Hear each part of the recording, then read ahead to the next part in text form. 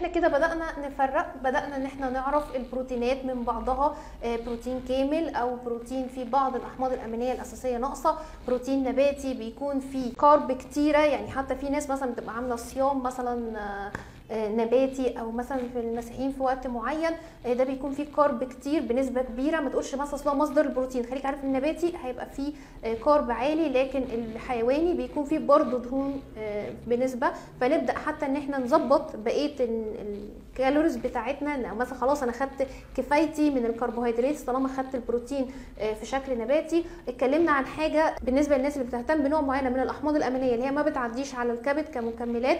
اتكلمنا برضو عن نقطه حته البروتين الممتد المفعول بالنسبه للناس اللي بتعمل صيام. بالتالي كده احنا غطينا نقط مهمه جدا، في بعض منها بيكون متخصص قوي، لكن اعتقد احنا غطينا معظم النقط.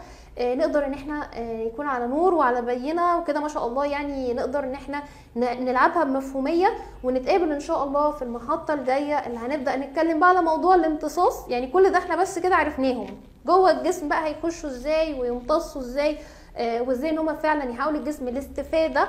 لان في ناس تاخد حاجه تقول لك انا ايه، انا المهم عندي ان هو ما يمتصش. يعني بقى المشهور ان احنا كلام مش عايزينه يمتص عشان ما يضرناش، لا احنا عايزينه ومحتاجينه، ومحتاجين ان هو يمتص ويدينا فايدته باكتر فايده باذن الله.